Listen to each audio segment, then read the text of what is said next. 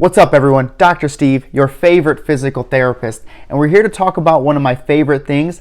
I actually call it the blood pressure of your musculoskeletal system. It is that important, and it's gait speed, or how fast you walk.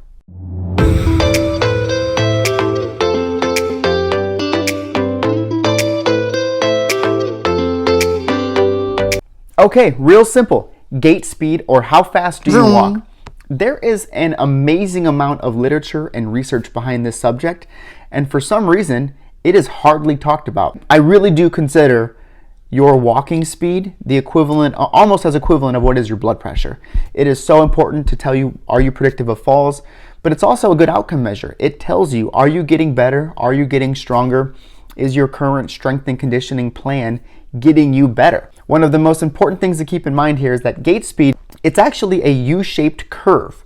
What I mean by that is, if you are a very slow walker, yes, that makes you a fall risk, but also if you're a very fast walker, it starts to make you a fall risk too.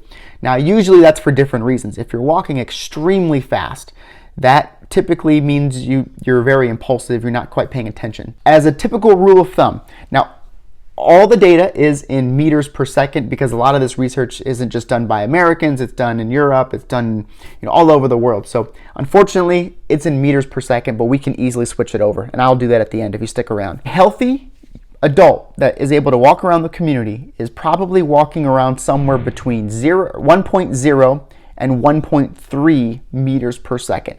That range is a relatively low fall risk for ambulating in the community. Once you get below 0.8 meters per second, that's when you start to become a fall risk. 0.7, you become an even higher fall risk, and below 0.6, you are an extremely high fall risk. So if you're below 0.6 meters per second, you probably need assistance with a walker of some sort. The great thing about this is that it is not a linear relationship, in that if we can improve your gait speed from 0.4 or 0.5 to 0.8, that is a massive decrease in fall risk. It starts to diminish if you were to go from 0.8 to 1.1, right, that same level of jump, it isn't as big of a jump. If you're in that lower end, that lower category of gait speed, even minor increases can really decrease your fall risk if you are an elderly individual. The great thing about this test is that it not only has great test and retest reliability between the same person measuring, but even different people measuring. We can all measure it in distance divided by time, right? That gives you your speed. It's a very objective outcome measure. There's not room for much subjectivity in it, so it's got good test and retest reliability, which is one of the reasons why I really like this test. I also love it because it's so versatile. Whether you are just a standard aging elderly adult, whether you're recovering from a surgery, almost doesn't matter which surgery, the research out there shows this is a great test.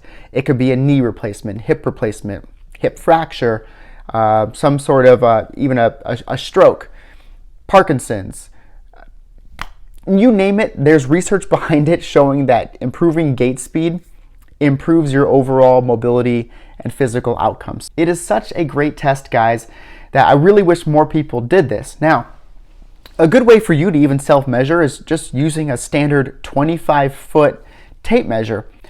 If you look at the infographic on the screen, so 1.1 meters per second is about the average. That equates to almost 3.6 feet per second. Now, a very high fall risk, right, that 0.6 meters per second equates to about 1.9 feet per second. So what you could do is get a 25-foot tape measure and time how long does it take for you to walk that 25 feet. If that's closer to 14 or 15 seconds, then you are a very high fall risk. You kind of know where you are. If you're near 7, 8, 9 seconds, then you're at a much lower fall risk. Really simple test, guys. Super easy. I wish more physical therapists actually paid attention to this because the data behind it is massive and it's so important.